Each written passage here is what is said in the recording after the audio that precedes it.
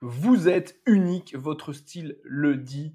Qui s'habille bien va loin. Habillez-vous, alignez-vous, le reste suivra. Ces dictons sont ceux de Brigitte Kessel, qui est agrégée d'histoire de l'art, chercheuse, formatrice, consultante, coach, conférencière et entrepreneuse. Elle est active depuis plus de 10 ans dans le champ du langage paraverbal et de la communication vestimentaire. En 2013, elle crée Style et Personnalité, une méthode qui allie le beau et le bon. Elle accompagne plus d'1 millier d'individus dans un envol aussi bien stylistique que personnel. Depuis 2018, elle enseigne et transmet sa méthode dans des formations professionnelles. Elle donne de nombreuses conférences internationales pour sensibiliser sur le pouvoir du vêtement et lui redonner ses lettres de noblesse. J'ai le plaisir d'accueillir Brigitte Kessel. Bonjour Brigitte. Bonjour Gaël. Ça me fait très plaisir de t'avoir sur le podcast pour venir parler du style vestimentaire, quelque chose qui est très proche de moi et de mon histoire avec des parents qui étaient dans le prêt-à-porter. Ah oui, ok. Ils vendaient des chaussettes Burlington, le haut de gamme de la chaussette. Donc dis-moi, on entend souvent, et moi c'est un petit peu comme ça que j'avais vécu malgré des parents dans le prêt-à-porter, l'habit ne fait pas le moine. Qu'est-ce que t'évoques cette phrase très répandue dans le monde, dans notre inconscient collectif? Certes, l'habit ne fait pas le moine, mais il permet d'entrer au couvent. Et donc c'est vrai que en fonction de la façon dont on va être habillé, les portes vont s'ouvrir ou se fermer. Parce que Mmh. c'est la première chose que l'on voit de nous, alors que c'est en général la dernière chose à laquelle on pense, sauf quand on a bien choisi ses chaussettes, n'est-ce pas? Parce que Quand on a mes cheveux. le diable est dans les détails et le style aussi. Mais c'est vrai que c'est en général peu connu. La plupart des gens imaginent que c'est une chose pas importante, superficielle, et ceux qui ont compris que c'était la première chose que l'on voyait y accordent de l'importance en amont. Alors c'est pas très humaniste, je veux dire, parce que on pourrait dire à ce moment-là que c'est l'apparence qui va compter, pas que. On va peut-être avoir l'occasion d'en parler, mais en tout cas, c'est la première chose qu'on voit de nous. Ça va très très vite, Gaël. Quelques Mmh. secondes, c'est le cerveau reptilien, donc c'est pas le cerveau cortical qui réfléchit, qui pense et qui va se dire il est mal habillé, mais il en vaut quand même la peine, je vais me donner le souci, le temps d'aller voir au-delà de l'apparence. Non, non. La plupart d'entre nous vont faire réagir le côté reptilien. C'est quand toi et moi, nous étions des dinosaures et que nous avions à décider très vite si nous devions nous éloigner d'un danger ou au contraire nous rapprocher de quelque chose qui allait être favorable à notre destinée. Et c'est encore ça qui fonctionne dans le vêtement, en fait. Voilà. Mmh. Donc, c'est vraiment quelque chose d'immédiat, quelques secondes, et on y va ou on n'y va pas. Et les chasseurs de tête, par exemple, c'est connu, ils doivent regarder un certain nombre de CV, et bien très rapidement, mais uniquement sur l'apparence, ils vont dire je prends ou je ne prends pas. Donc, si on ne met pas notre intelligence, nos talents, notre pensée dans cette apparence-là, eh bien, on perd du temps, en fait. Et après, on Mmh. se sabote. Il va falloir remonter, en fait. Il va falloir remonter pour dire, mais voilà, j'en vaut la peine quand même. Oui. C'est quelque chose qu'on doit apprendre parce que il y a des gens qui accordent beaucoup d'importance aux vêtements, mais sans se rendre compte qu'il y a un sens aussi, une symbolique, des messages. Et puis il y a ceux qui disent, moi, je veux qu'on m'aime pour ma beauté intérieure. Ou j'ai mes diplômes, ça suffira. C'est parfois ce que Mmh. j'appelle le syndrome François Hollande. Tu te souviendras de quand il s'est présenté, enfin quand il a été président en fait. Mais il est arrivé, j'ai une photo de lui à côté de Barack Obama et elle est surprenante. Elle fait toujours très rire quand je la présente en conférence. Elle a disparu de la toile par ailleurs. Et on voit François Hollande très mal habillé en fait. Le pantalon tire-bouchonné, le par-dessus un peu trop serré, la posture un peu empruntée, tu vois. On appelle le cabinet, une autre conseillère en images et moi, et on dit peut-être, cabinet de la communication, que nous pourrions aider le président. Et pas du tout, madame, il connaît ses qualités, il connaît ses talents, il n'a pas besoin de cela. Sauf que, dès le début, il a laissé penser qu'il ne gérerait pas ses dossiers aussi bien que ça, puisqu'il était lui-même mal fagoté. Donc, il y a entre Mmh. la façon dont on s'habille et la façon dont on gère sa vie un lien. qui est un lapsus en fait, parce que c'est quelque chose qu'on dit de soi malgré soi, mais que les autres décodent, tu vois. Bon, tu sens que tu touches là ma passion en fait. Hein. Et c'est vrai que je le dis pour essayer de faire comprendre combien c'est important. Moi-même, je ne pensais jamais accorder autant d'importance aux vêtements quand j'étais dans le milieu de l'histoire de l'art stricto sensu. Je ne tenais pas cette histoire-là comme aussi importante que je peux le prétendre aujourd'hui, en fait. Voilà. Hmm. Et C'est une qu'est-ce qui alchimie dans t'a ma changé vie. pour Ouais. toi? C'est quoi ce moment Pardon? quel a été le moment charnière pour toi où ça a basculé justement? Oh, c'est une Et très qu'est-ce qui bonne a fait que ça a question. basculé? Ouais. Euh, c'est presque exact ce que tu dis là, parce que c'est une bascule, c'est une alchimie. J'en profite pour dire au passage que cette alchimie, elle nous est toute donnée. C'est-à-dire que parfois, tu vois, on a des chemins de vie où on sait, on a l'impression, on ressent qu'on n'est pas à la juste place et on attend quelque chose qui va faire qu'on va pouvoir se réaliser. Et pour autant, tout ce qu'on aura appris dans ce qui n'est pas exactement notre juste place va servir à notre réalisation future. Et c'est ce qui m'est arrivé. Donc, quand je me suis occupée d'histoire de l'art, ben, j'ai pu drainer des qualités que j'applique aujourd'hui aux personnes que j'habite. Alors le déclenchement, il est venu probablement de différents facteurs. D'abord le fait que souvent, on me demandait conseil. On me disait, ah, toi, Brigitte, qui t'habille toujours si bien, peux-tu m'aider à mon tour à être bien sapée? Alors, j'y arrivais parce que, et c'est là que l'histoire de l'art m'a beaucoup aidée, j'arrivais à voir ce qui faisait l'harmonie d'un tableau, les couleurs, les formes, les matières, donc ce qui fera une croûte ou un chef-d'œuvre, et j'arrivais à composer sur le corps de quelqu'un, d'une personne, quelque chose qui était bien, et avec mon coup d'œil, je disais, là on y est, là c'est bon, là c'est bien. Mais, Gaëlle, je n'arrivais pas à l'expliquer aux personnes. Donc, elles étaient très dépendantes de moi. Je les prenais par la main et après, je n'arrivais pas à expliquer ce qui faisait que ceci fonctionnait et devenait charismatique ou pas. Et donc, j'ai essayé de comprendre, c'est comme ça que ma méthode est née, j'ai essayé de comprendre comment structurer mon propre ressenti, mon propre feeling et le transmettre pour que les gens soient autonomes. Voilà. Et moi-même, j'ai connu, comme nous tous sans doute, des moments de passage, de crise dans ma vie, où à la maison on me disait, ah Brigitte, ta garde-robe est habitée de noir, peut-on un peu changer ces couleurs qui sont tellement monotones et régulières? J'ai dit, oui, mais je ne sais pas quoi alors comme alternative. Et donc j'ai fait des recherches en fait. Et peu à peu, moi-même, j'ai été entraînée à considérer ça. Voilà. Et puis, peut-être dernière chose, j'ai été active dans des milieux professionnels assez durs en fait.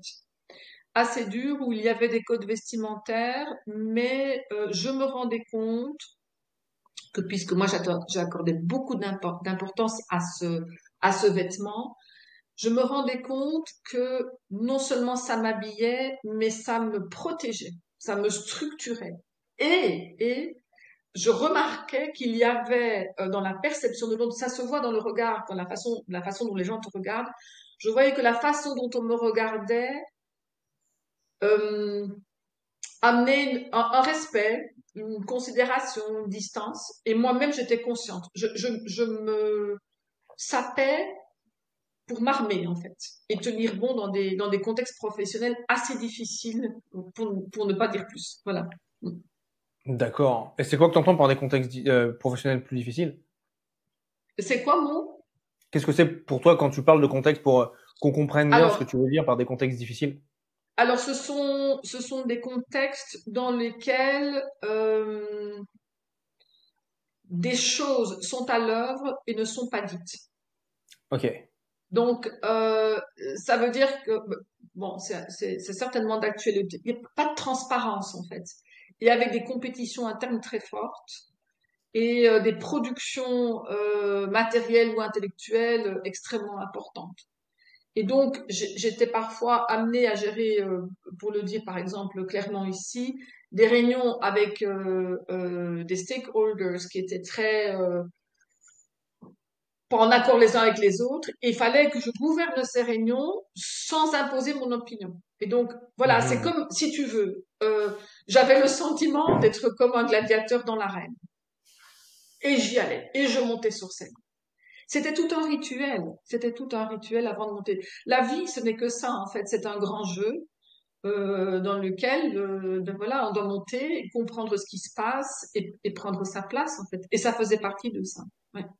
Et comment est-ce que le vêtement, justement, toi, t'a permis de te sentir à l'aise, d'avoir confiance en toi, peut-être même avoir une certaine fierté dans ces moments-là, dans ces situations-là? Alors, c'est peut-être pas une fierté, c'est une souveraineté. C'est-à-dire Une que, souveraineté. oui, dans la souveraineté étant liée à la conscience de soi. Ça, c'est important. Donc, ce n'était pas un déguisement. J'insiste beaucoup là-dessus. C'est pas quelque chose où je vais porter un costume pour avoir l'air d'eux. Certainement pas, en fait. C'est l'idée d'un vêtement. Et là, on entre vraiment dans la méthode que je pratique, que j'applique, que je transmets, que je partage. C'est un vêtement qui va vraiment correspondre au corps qui est le mien et dire quelque chose symboliquement de moi. Par exemple, là tu me vois, j'ai une encolure ouverte parce que j'ai une personnalité qu'on appelle, dans mon jargon, bien entendu, triangle. Capacité à connecter, à ouvrir, aller dans des champs d'exploration extrêmement divers et variés. C'est le haut, c'est le bas, c'est la voie disruptive. Voilà, c'est jongler avec les réseaux, c'est jongler avec les idées. Voilà, tu vois que si je ferme cette encolure, quelque chose se ferme en moi aussi. Donc, mais ça, c'est moi. Et le pire, ce serait de dire, ben, faites la même chose que moi. Ben, tu as aussi ce type de morphologie, par exemple, tu vois. Alors que quelqu'un qui a peut-être d'autres caractéristiques physiques, ça va dire quelque chose d'autre de lui et qu'il faudra, au contraire, porter une encolure ronde ou un col roulé pour soutenir ça. Mais moi, ça ne me va pas. Seul, Mhm. euh, euh, et une fois, si tu veux, voilà, pour le dire comme ça. Donc, il y a un corps. Ce corps a des caractéristiques en termes de couleur, de carnation, de couleur des yeux, de la peau, des cheveux. Ouais. En termes d'énergie, tu es lent, tu es rapide, tu es mutique ou tu es volatile. En termes de morphologie, t'es grand, t'es petit, t'es rond, t'es charnel, t'es osseux. Tout ça, ça appelle des vêtements qui vont correspondre à cette morphologie-là. La couleur va appeler des couleurs correspondantes. Euh, L'énergie des vêtements qui tiennent, qui volent, qui collent, enfin ça dépend très fort. Et la morphologie, comme je l'expliquais ici, voilà, ça doit soutenir la C'est morphologie du corps. ça, c'est incroyable la différence. Si tu ouvres, enfin, si là, t'as ton col qui est ouvert, Oui, tu le passes de ouvert à fermé. oui. Et tu vois, pour en parler comme ça, souvent je l'explique en conférence et en tout cas je le pratique parce que ma grande différence par rapport à pas mal de conseillers en image, coach en style, en fait, j'aime pas utiliser ces mots-là parce que c'est une véritable expérience, c'est que je prends les gens, je les place face au miroir et je leur montre à, devant eux ce micro-détail qui va tout changer. Alors je te raconte pas, hein, ça peut être une pochette qu'on va mettre, voilà, si je mets ça au milieu ou si je mets là, ah oui, là ça va, là ça ne va pas. Pourquoi? Parce que voilà, c'est tout ça. Mais surtout, ce qui est intéressant, c'est que ça dit quelque chose de toi. Donc, c'est pas simplement un vêtement qu'on choisit parce qu'il est beau, confortable, durable, éventuellement, parce que c'est un critère important aujourd'hui, Mhm. mais c'est parce que chaque fois que j'ai cette encolure ouverte, je me souviens de qui je suis dans cette arène, dans ce jeu de la vie où on est en train de rencontrer d'autres acteurs. Et puis, quand je vois les autres, je les décode aussi. Je vais pas parler de la même façon, euh, je sais pas moi, à Steve Jobs ou à qui est-ce qu'on pourrait ou à Angela Merkel. Voilà, ce sont deux mots qui me viennent comme ça parce que je vois que ce sont des corps différents, donc des personnes différentes et ils se connaissent bien. En fait, eux, par exemple, sont des personnes qui ont très bien compris d'une façon ou d'une autre qui ils étaient et comment bien s'habiller ou pas, enfin de façon consistante en tout cas, alignée, consistante. Tu vois? Extraordinaire. Le niveau de conscience que tu es amené à mettre sur le vêtement et comment le vêtement te représente, c'est extraordinaire. Alors, il y a plusieurs choses. Alors là, je viens de faire mon mariage en Indonésie. En Oui, fait, en Indonésie, avec comment ça s'appelle, les traditions indonésiennes. oui, Pardon. Pour faire simple, je suis globalement habillé comme un prince, tu vois. On est en habit d'accord. avec en rouge, en rouge et or des pieds à la tête. J'ai Oui, une sorte de couronne autour de la tête. Ma oui. femme, elle a une couronne qui est dans les cheveux. J'ai un sabre qui s'appelle un kiss, qui est des traditions locales. Et c'est vrai que la manière de marcher, la manière de me porter, en revêtant cet habit n'est pas la même. C'est génial ce que tu dis là, parce que ça va aussi nous structurer. Il y a des recherches qui sont faites beaucoup du côté anglo-saxon. Moins en France ou dans les pays francophones, mais dans les pays anglo-saxons, on essaie d'objectiver ces expériences que nous avons tous et que tu narres très bien ici, tu vois. Et tout d'un coup, euh, tu deviens ce souverain, ce roi, ce prince charmant pour la belle que tu épouses en fait. Et alors, c'est intéressant que tu nommes les couleurs en fait, le rouge et l'or. Je ne connaissais pas bien les traditions indonésiennes, mais en tout cas, je les rapproche de celles de la Chine ancienne, où les empereurs étaient toujours habillés d'or. Ils baignaient dans le jaune, l'ocre, etc. Et je me souviens avoir lu le témoignage donc d'un empereur chinois qui disait de telle manière à ce que j'étais convaincu que j'étais cet empereur surpuissant, unique, et qu'il ne pouvait pas en être autrement. Et chez les Chinois, l'or et le rouge sont gages de succès, d'abondance. Tu le vois dans les restaurants chinois ou lors du Nouvel An Mmh. chinois. Ils sont Et rouges et donc, or. tout ça, les anglo-saxons expliquent que ce que nous portons va impacter hormonalement, physiquement notre corps et donc notre perception de nous-mêmes. Ouais. Donc, je suppose que ce jour-là, tu étais heureux, mais porté aussi d'une façon, hein? C'est Oui, ça. C'est exactement ça. C'est vraiment, oui, c'est porter, oui. c'est vraiment une consécration. Voilà. C'est ce qui fait que lorsque nous avons des rendez-vous importants, qu'ils soient d'ordre sentimental ou d'ordre professionnel, nous recherchons toujours ce qui va être juste. Et je connais pas mal de mes clientes, plutôt les femmes parce qu'elles ont davantage de choix, donc la marge de manœuvre est plus riche et plus complexe aussi, qui se disent que vais-je mettre pour cette interview, ce rendez-vous? Et ça pose, je te cache pas, des questions parfois shakespeariennes de telle manière à ce que je dis toujours, mais si vous vous connaissez bien, qui se connaît bien s'habille bien. Ça, c'est un nouveau dicton de Brigitte Kessel, mais et de telle manière à ce que presque les yeux fermés, tu peux t'habiller et Mmh. savoir que ça ira. Et donc renforcer la confiance en toi, la conscience de toi. J'aimais beaucoup quand tu parlais de conscience de soi. C'est vraiment de cet ordre-là en fait. C'est une vibration de conscience de soi. Ouais. Et c'est quelque chose aussi qui est extrêmement intéressant pour en revenir sur voilà, les habitudes en Indonésie. Donc, déjà, Oui, pour mettre le cadre, c'était un oui. petit mariage de 400 personnes. Bon. Et là, on fait un mariage demain. Ils attendent entre 1200 et 1400 personnes. Et en fait, il y a énormément de choses qui sont ritualisées autour du vêtement. Alors, pour en Ah, venir au jour du mariage, en fait, je change plusieurs fois et ma femme également ah de oui. tenue. Donc, pour le mariage, pour l'officialisation du mariage, nous, on est habillés en blanc, en, en blanc avec comment ça s'appelle, des sortes de strass, c'est des choses qui brillent avec Des, plein de, des sequins, des paillettes, enfin tout ce qui va voilà, briller, quoi. Oui, oui. des diamants, etc. Mais très, très Oui, classe, tu vois, genre un petit peu comme c'était oui, en soie. C'était peut-être même de la soie. oui. Et ma femme également. Et ensuite, on passe en rouge et or pour la réception. C'est ça. Et, et ce qui est extrêmement intéressant, c'est qu'en fait, les familles s'habillent de la même façon Ah oui. pour Ok. savoir qu'ils sont de la même Ah oui. famille, qui vont venir d'une certaine région de l'Indonésie, Ok. qui font partie soit du côté du père, soit du côté de la mère. Donc, ça va être des traditions particulières en termes ça s'appelle des songkat Mm. Oui. ou les songkat, qui sont une sorte, tu sais, de grands tissus qu'on met autour de Oui, oui, la je taille. vois. Oui, Ça oui, s'appelle aussi des sarongs oui. et qui sont tous les femmes sont toutes avec des euh, des dentelles, etc., qui sont faites spécialement pour l'événement, et c'est Oui. vraiment extraordinaire. Ils sont tous de la même couleur et avec les mêmes matériaux pour qu'on les reconnaisse. Je trouve ça très intéressant comme témoignage. D'abord, cet aspect de ritualisation, en fait.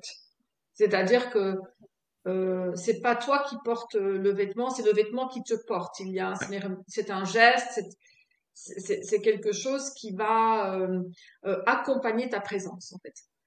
Mhm. Ce qui est aussi intéressant, c'est de voir la manière dont les sociétés traditionnelles ont considéré le vêtement. Tu remarqueras que vous étiez tous habillés de la même manière. Alors, en même temps, c'est intéressant de comprendre que chaque fois qu'on porte un vêtement, il va être décodé. On va pouvoir y avoir des tas de messages conscients ou inconscients par ailleurs. Hein. L'époque à laquelle tu vis, la région d'où tu viens, la famille à laquelle tu appartiens, la conscience de toi, le soin de toi, enfin toutes ces choses-là. Ouais. Si c'est pas conscient, c'est un lapsus. Et ne t'inquiète pas que l'autre va comprendre ce lapsus-là. Mhm. Mais dans les sociétés traditionnelles, cette injonction de tous s'habiller de la même façon pour être intégrés dans le groupe, elle est probablement très peu suivie à notre époque, quoique, sans doute de façon inconsciente, en Occident par exemple, où chacun va, à l'inverse de cela, non plus chercher l'appartenance au groupe, sauf dans l'adolescence où on va essayer de cultiver les mêmes codes pour être intégré dans le groupe. Mais moi, la plupart des personnes, elles me disent, je souhaite faire la différence. Je souhaite Ouais. qu'on voit ma personnalité. Et tout ça est une question d'équilibre, en fait. On peut à la fois être, faire partie du groupe d'une certaine façon et en même temps avoir cette petite touche personnelle qui va faire que l'on manifeste la conscience de soi. Je pense par exemple à des métiers qui sont très contraints en termes vestimentaires comme les avocats, tu vois, Mhm. ou le milieu bancaire, quoi, que c'est en train d'un petit peu bouger. Ben, tu as la robe de l'avocat. Comment montrer que tu n'es pas comme la confrère? Eh bien, ce sera un détail, une paire de chaussures, des boucles d'oreilles, enfin voilà. Je pense par exemple aussi, puisqu'on parlait de tradition, c'était vraiment intéressant ce que tu témoignais là, ce dont tu témoignais là, c'est les Maasai par exemple en Afrique. Il y a une harmonie du groupe qui est incroyable, un choix de couleurs qui est fabuleux, aligné, et en même temps chacun est différent dans le Mhm. motif qu'il va choisir, dans le bijou, dans la façon de. Et c'est ça l'enjeu du style, tu vois. C'est d'à la fois pouvoir communiquer dans le mode de l'intelligence collective avec les autres et en même temps dire qui on est soi-même. C'est un équilibre, en fait. Oui, Absolument, ouais. Et c'est vraiment oui, trouver cet équilibre-là. Et c'est quelque oui. chose, moi, tu vois, jusqu'à maintenant, très franchement, j'accordais. Enfin, je pense que je m'habille correctement, mais j'ai pas voilà, de désir du détail de la tenue, etc. Comme par exemple pourrait avoir ma femme, où Ah oui. pour Mhm. pour elle, le dress code, la manière de s'habiller est extrêmement important. Oui. Et je suis dans une réflexion à l'heure actuelle, et c'est marrant qu'on ait cet appel aujourd'hui, c'est Mhm.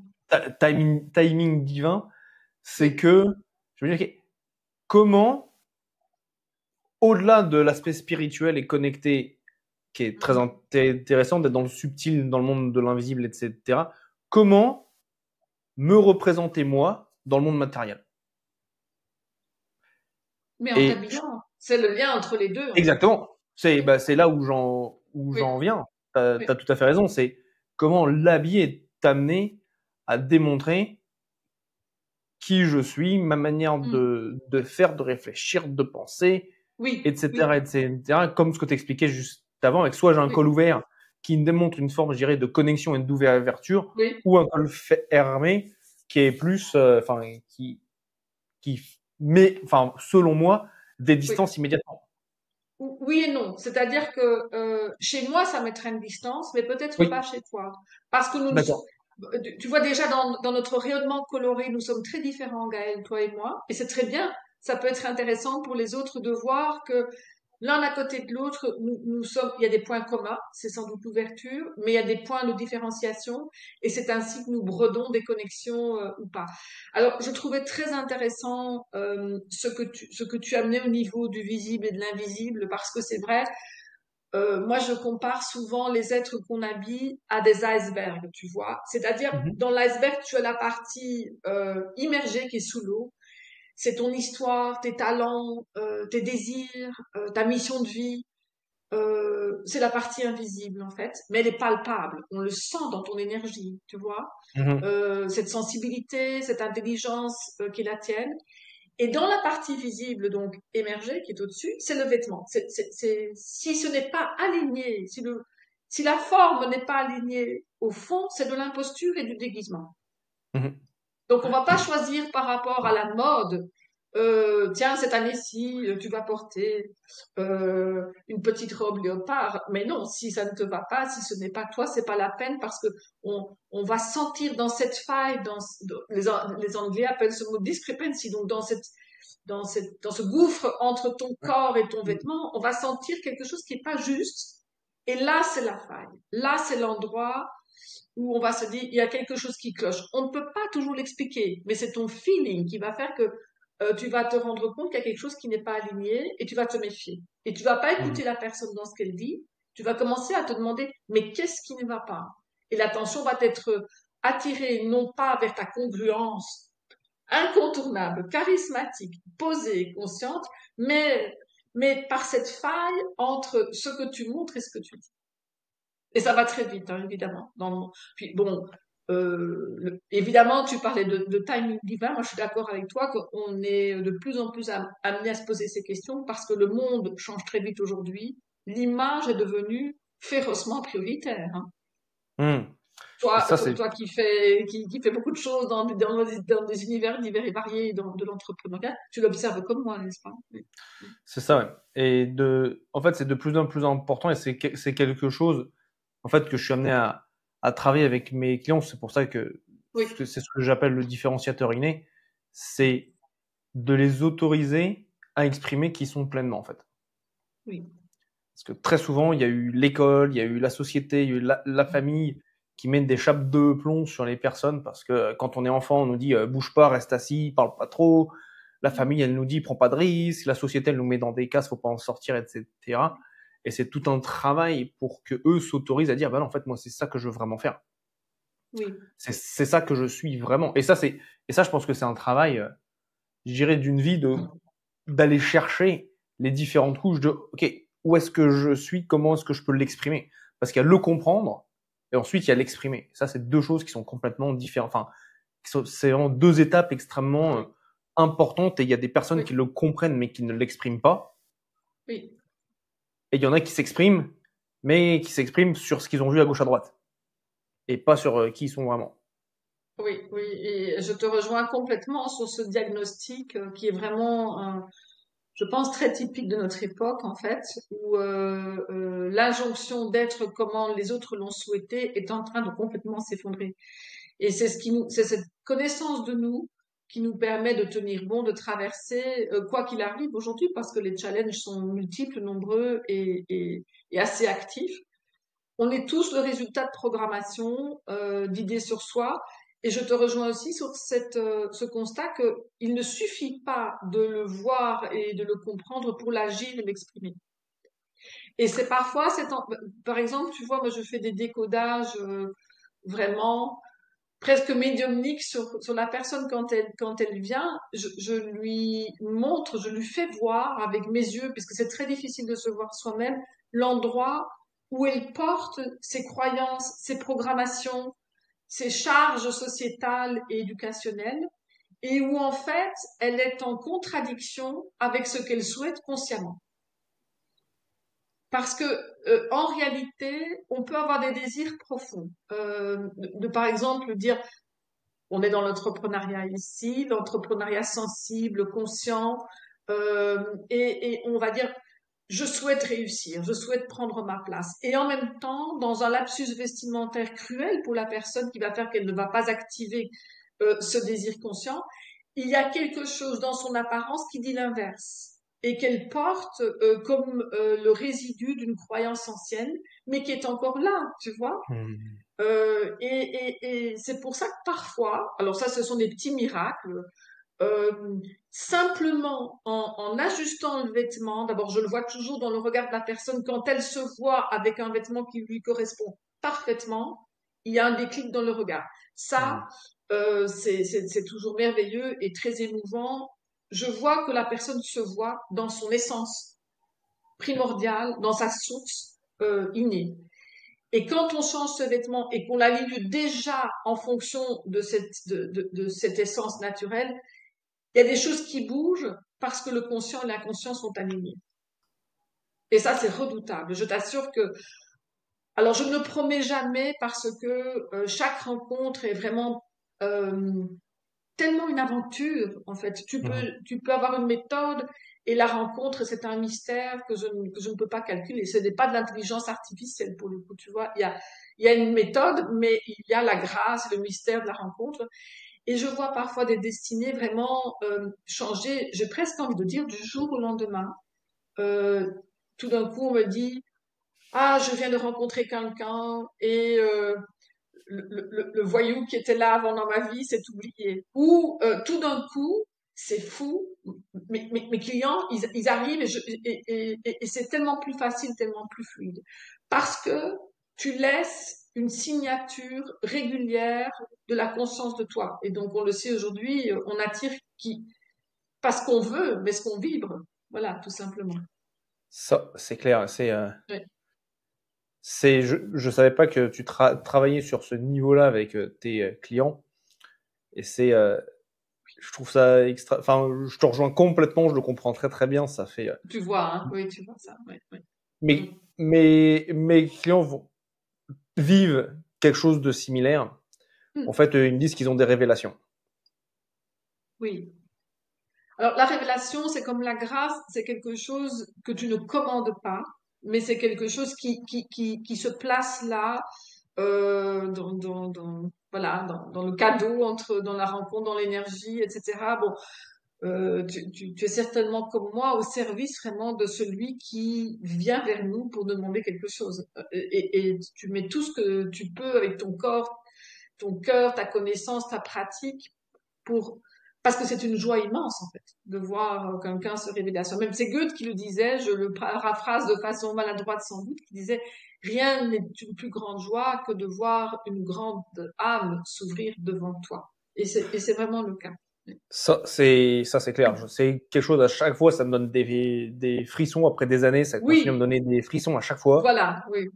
Quand quelqu'un me dit, ah, mais, tu sais, t'as ce moment de silence, Oui. mais c'est ça. Et On cherche tous ça, tu sais, parce que je dis souvent, un chameau qui se retourne pour voir sa bosse, il tombe à genoux. C'est-à-dire qu'on a tous des angles cachés, des angles morts, et on sait que c'est là, mais on n'arrive pas à le saisir. Et donc on a besoin de ce coup d'œil qui va nous faire voir quelque chose de nous qui est un cadeau précieux. Voilà, tu le sais. Si tu as des frissons, ça c'est l'indication, bien sûr. ah Je te ben, rejoins. Oui, oui. à chaque fois, j'ai des personnes. Ben là, j'ai une cliente notamment en tête là qui vient. Oui. Elle m'a dit au moment où elle a rejoint l'accompagnement, ça faisait 1 an qu'elle passait à écrire dans un carnet ce qui la différencie, etc., etc., etc. Et elle n'arrivait pas à mettre le doigt dessus. Oui. Et là, ça y est, ça a été, comme on dit en anglais, landed, l'avion a atterri avec ce qui la différencie vraiment. Et quand elle en parle, quand elle s'autorise à l'incarner, mais c'est, tu sais, il y a cette différence d'écoute qu'on porte à quelqu'un quand tu sais que ce qu'il fait est aligné avec qui il est. Je sais pas si tu as déjà remarqué, tu as des personnes qui peuvent te dire le plus beau speech du monde. Si tu sens que c'est pas vraiment qui ils sont, ton cerveau, c'est comme s'il partait faire un petit tour. Tu l'écoutes, mais que Oui. d'une oreille. Oui, et on le sent parce que c'est composé, c'est un discours, c'est quelque chose de technique et c'est vraiment de l'ordre du ressenti en fait à ce moment-là. Ouais. En fait, on recherche ce chemin d'union, d'alignement entre ce qu'on dit, ce qu'on montre, ce qu'on est, mais c'est le chemin de toute une vie d'aller rentrer en soi et de savoir pourquoi on est là en fait. Et alors beaucoup de choses peuvent arriver, mais si on sait ça, on peut vraiment tout traverser. On va rappeler quand même cette phrase du fronton sur le temple de Delphes. Connais-toi toi-même et tu connaîtras le monde et les hommes, ou les dieux, les hommes même. Voilà. Bon, oui, évidemment, évidemment. Et Et donc, c'est un cadeau inestimable quand on peut toucher ça, en fait. C'est une hmm. délivrance, vraiment. Ça c'est sûr, et je pense que c'est également un chemin Oui, sur lequel, en fait, on est, à mon avis tous, il n'y a pas tout le monde qui est conscient de ce chemin. Ils sont dessus, mais sans vraiment le savoir. oui, Et d'autres qui le cherchent de manière oui, proactive. Ils disent qu'il y a, oui, il y a quelque chose à aller chercher là. oui, Et, c'est ça. Ah, oui. et donc toi, jusqu'à maintenant, enfin, ce que tu exprimais, c'est que dans un premier temps, c'était plus intuitif ta manière de conseiller tes clients, et ça, tu t'es passé de plus une intuition et tu l'as codifié dans ta méthodologie. Oui. Moi, ça m'intéresse énormément de savoir comment est-ce que tu as fait, combien de temps est-ce que ça a pris de passer, de codifier, je dirais, cet intuitif vers quelque Ah oui, chose de ok. plus répétable Oui, avec tes clients. oui. Et de transmissible aussi, puisque je forme des personnes à cette méthode. Alors, Ouais, euh, à la fois, c'est une intuition où, effectivement, tu vois, en histoire de l'art, on me reconnaissait deux talents, pas celui des dates. Alors ça, c'est vraiment un problème chez moi. J'ai une confusion sur les histoires des dates.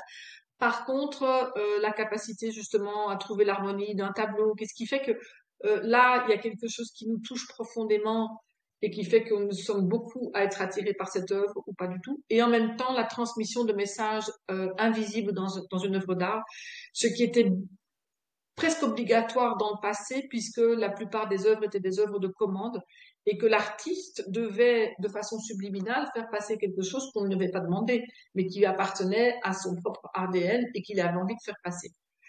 Alors, écoute, j'ai cherché pour moi-même d'abord. Donc, euh, au moment où je suis dans une crise, parce que c'est ça qui fait aussi que tu vas plus facilement vers le chemin, parce que tu as exploré toutes les manières de colmater les brèches d'une vie où tu te rends bien compte que ce n'est plus aligné. Donc, ok, pas de noir. Mais quoi alors? Et je voyais bien que le relooking classique ou le coursier en image classique avait tendance, si tu veux, à cultiver l'idée de l'apparence et du beau, de l'élégance. Et donc, ça me semblait insuffisant, presque, tu vois, non, pas ça. Alors, j'ai fait des recherches. Je suis quand même archéologue et historienne de l'art, donc j'ai fait beaucoup de recherches. J'ai rencontré des personnes. Et notamment, il y a un homme qui a beaucoup compté dans ma vie, qui s'appelle Johannes Itten. C'est un professeur au Bauhaus, donc dans les années 30. Et il avait fait des observations sur la couleur et le physique des personnes. Il voyait, pour faire un petit raccourci si tu veux, il était capable de dire, toi Gaël, tu as peint ce tableau-là, ce sont tes couleurs, et toi Brigitte, tu as peint ce tableau-là. Et ça s'est emballé de ce côté-là avec une femme d'origine américaine, Suzanne Cagill, qui a appliqué les découvertes de Itten à la question vestimentaire. Donc, c'est le rassemblement, si tu veux, de différentes approches qui sont connues ou moins connues. Mais voilà, en tout cas, deux personnes qui ont vraiment, si tu veux, permis de construire la base de la méthode, en tout cas, au niveau de l'ancrage des couleurs. Alors, j'ai aussi été chercher du côté des quatre tempéraments d'Hippocrate chez les anciens Grecs. Alors aujourd'hui, on n'en parle plus jamais, mais tu avais des décryptages de la personnalité en fonction du corps, en fonction de la présence dans ce corps de l'air, de l'eau, du feu ou de la terre. Si on dit de Jean Gabin qu'il est solide comme un roc ou de Lino Ventura, on se comprend tous. D'accord? Et si on dit de Fabrice Lucchini qu'il est volatile comme un colibri, on le comprend aussi. Donc, tu vois bien où il y a de la terre et tu vois bien où il y a de l'air, où, voilà, c'est ce qui me vient comme idée maintenant quand Sarkozy dit dégage, ça c'est le feu. Il est incapable de retenir ce feu qui voit clair, mais qui devrait tourner cette fois sa langue dans sa bouche parce que c'est l'élément le plus difficile à, euh, à retenir et à maîtriser, en fait. Et donc, en composant, tu vois, toutes ces sources, on arrive à avoir quelque part une approche, une grille de lecture où on va décoder le corps d'abord au niveau de la couleur. Et puis, au niveau de l'énergie, est-ce qu'elle est lente, rapide, etc. Et puis au niveau de la forme. Et puis on va comprendre que ces couleurs, ces énergies et ces formes du corps vont appeler des couleurs de vêtements, des textures de vêtements et des modèles de vêtements. Et puis alors dire quelque chose de la personnalité. Donc c'est tout cet ensemble-là, finalement. Oui. C'est à la fois complexe et en même temps évident quand on le vit, en fait, parce que c'est le corps qui parle. Moi, je décris au bout, enfin, tu disais très gentiment 1 millier de personnes, c'est vrai. Alors, je les ai pas vraiment comptées, mais au bout de 10 ans, c'est vrai que ça fait certainement ça. Et puis, de toute façon, c'est devenu une seconde nature. Mais moi, maintenant, en quelques minutes, je peux en général décoder quelqu'un. Mais ça, c'est pas important. Ce qui est important, c'est que la personne le voit par elle-même. C'est à ce moment-là qu'elle est autonome. Tu vois? Oui. Ça, ça c'est Oui. a- Oui. absolument, Oui. je trouve ça vraiment puissant et profond le fait que on ait des activités complètement différentes, Oui. mais dont les fondamentaux restent les mêmes. Oui. Là, quand tu dis ce qui est important, c'est que la personne le comprenne pour elle-même. Oui. Moi, c'est un de mes, comment dirais-je, c'est une des choses dont je suis persuadé. C'est si mon client ne comprend pas pour lui-même, ne l'incarne pas lui, ça va juste être intéressant pendant 1 mois, 2 mois, 3 mois, et après il Oui. va passer à autre chose. Exact. Et un point également aussi, c'est donc ce que j'entends, c'est derrière ce que tu dis en filigrane, c'est il y a une partie spirituelle de ta pratique. Oui, peut-être qu'on peut dire ça. On peut dire ça. Enfin, je trouve que c'est un mot très solennel et peut-être aussi un peu galvaudé aujourd'hui. Tu vois, Gaëlle, donc je suis très précautionneuse à cet endroit-là. Euh, mais je pense que oui, dans la mesure où il y a une autre dimension à la matière du vêtement. Il y a quelque chose de plus euh, qui, qui, qui se vibre en fait. Hmm. On en a pas mal parlé tous les deux ensemble aujourd'hui. C'est c'est euh, c'est c'est vécu, c'est cellulaire et tout d'un coup, voilà, j'ose le dire ici. Je pense que quand on peut comprendre que la matière du vêtement a une autre dimension, c'est de la véritable spiritualité. C'est-à-dire, c'est de mettre de l'esprit dans la matière. La plupart des gens qui font un chemin spirituel vont s'éloigner de la matière et vont aller chevaucher, et pourquoi pas d'ailleurs, avec les anges, les archanges, etc. Et moi, au contraire, dans la posture qui me ressemble assez bien, c'est de faire l'inverse de ce que beaucoup font. Je vais aller rencontrer cette matière parce que nous sommes matière. Nous avons choisi de descendre dans ce monde des formes. C'est un monde de formes, c'est un monde de visibilité. Eh bien, nous allons justement chercher l'esprit à cet endroit-là. Et quand nous pouvons joindre l'esprit et la matière, nous sommes profondément incarnés, ce qui est une chance incroyable, tu sais, de pouvoir joindre l'un et l'autre. Et nous sortons de la dualité, en fait, qui est vraiment le sujet d'aujourd'hui, où c'est pas où je pense et je ne m'habille pas, où je suis une fashionista mais je ne réfléchis pas, c'est je m'habille et je me connecte à plus grand que moi. Une fois que c'est ça, c'est le chemin d'union et c'est le seul que je peux défendre en fait. Oui. Mm. Extraordinaire.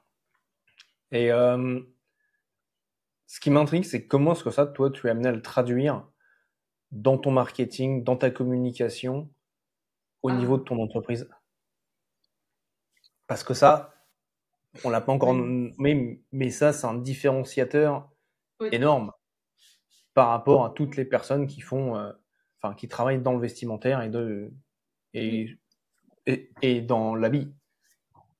Alors Et c'est marrant que ma première question, c'était l'habit ne fait pas le moine. Je ne savais pas où allait amener cette conversation, mais c'est assez, assez oui. révélateur. Alors, il y a beaucoup de personnes qui aujourd'hui cherchent aussi la dimension symbolique et spirituelle du vêtement. Euh, mais à mon sens, très peu portent le beau et le bon à la fois. Moi, c'est ce que je souhaite. C'est que c'est pas parce qu'on s'occupe tout d'un coup du sens du vêtement qu'il faut abandonner l'élégance. Donc, je veux que ce soit beau et bon à la fois. Et ça, c'est vraiment un challenge. Alors, ta question, c'est comment moi je le market, c'est ça? Comment est-ce que je le fais? Oui, Et comment est-ce que toi, tu es amené à l'exprimer dans ta communication, dans ton c'est marketing, ça. OK. pour mettre en avant ton unicité, ta singularité, ton différenciateur inné et pas être juste une autre personne qui t'explique comment bien t'habiller? Mais quelle excellente question. Eh bien, écoute, je l'incarne en fait. Je l'incarne moi-même, donc j'en parle beaucoup. Je crois que et merci aussi de m'inviter à l'exprimer comme ça, parce qu'il y a quelque chose de jaillissant quand je peux en parler comme ça.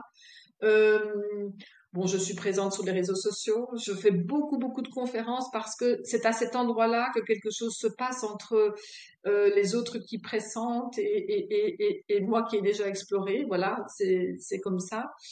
Euh, je voudrais écrire, mais je n'ai pas le temps d'écrire. Je n'ai que le temps d'expérimenter, en fait, parce que ça prend beaucoup d'énergie.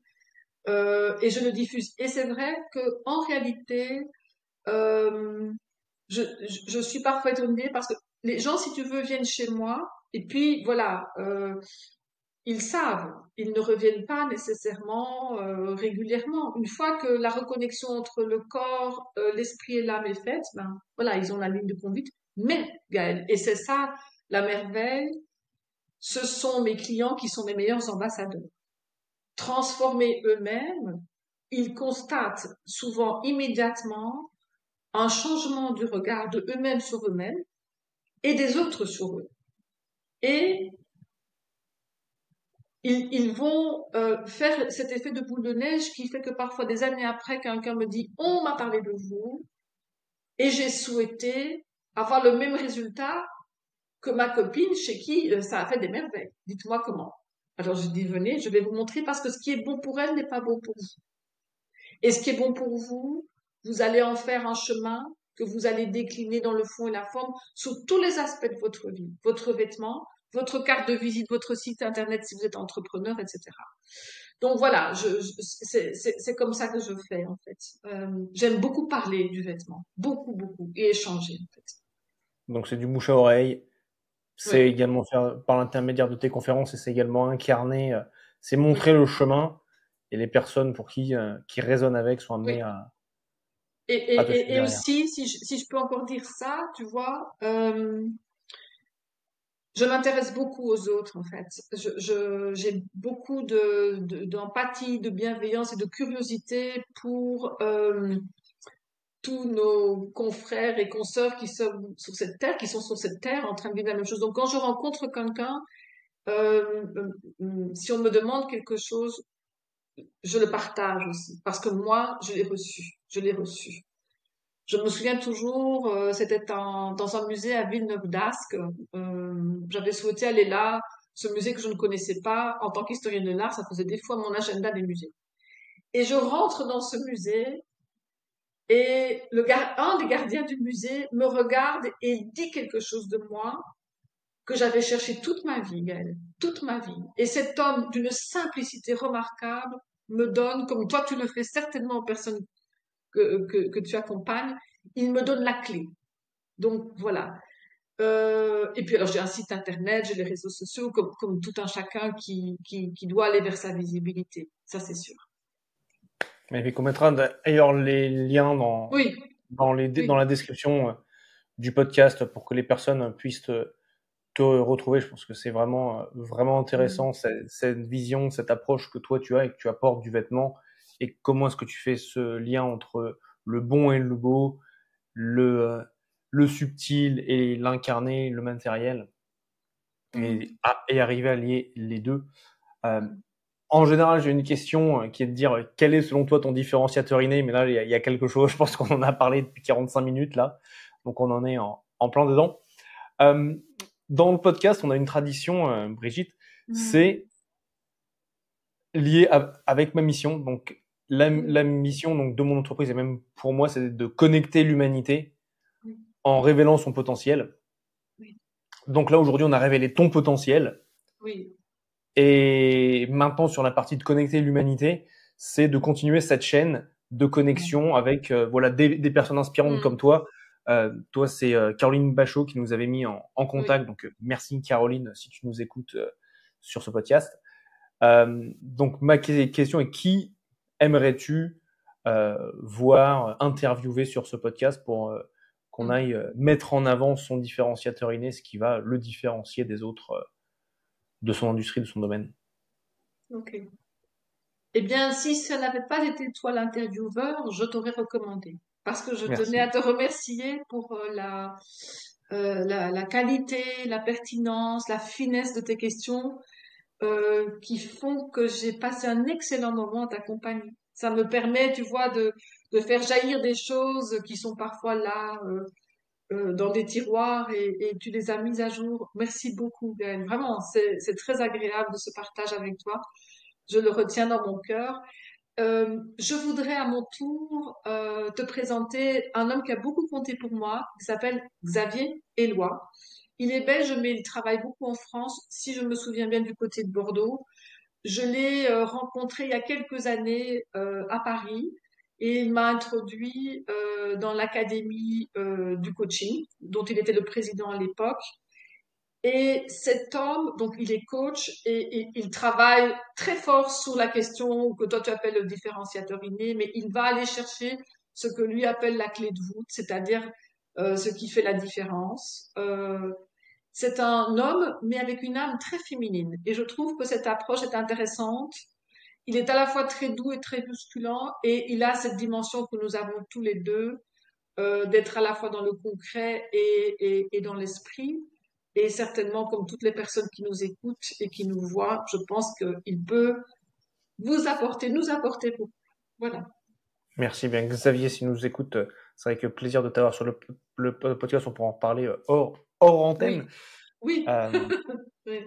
Super. Ok. Bah, écoute, c'est un plaisir en tout cas de t'avoir eu aujourd'hui sur le podcast. Mm. Vraiment une très belle découverte. Ça nous a permis également de creuser d'autres sujets. Et on a eu une première interview qui techniquement n'a pas fonctionné.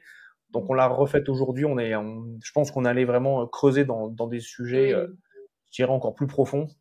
Donc c'est vraiment, moi j'ai absolument adoré également.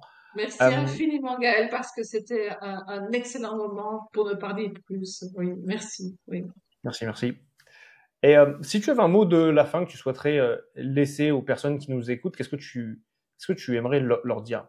Je te laisse la Ah parole. oui, oh, encore un proverbe, un dicton, un mot de la fin, Vas-y. c'est euh, vous êtes unique, votre style le dit. Vous l'avez déjà dit au début, ça ou pas? Mais non, vous êtes unique, votre style le dit. Donc le style, non pas le style romantique, gothique, classique, s'il vous plaît pas ça, mais comme le lien entre le fond et la forme, le visible et l'invisible, l'âme, l'esprit, le corps. Voilà. Bon, je crois Donc que vous êtes c'est un bon résumé, hein. Mm. Oui. absolument. Donc vous êtes Mm. unique, votre style le dit. Merci Mm. beaucoup, Brigitte, pour ton temps Merci aujourd'hui. encore, Gaëlle. À bientôt. Et puis à très bientôt. Bye bye. Oui, bye.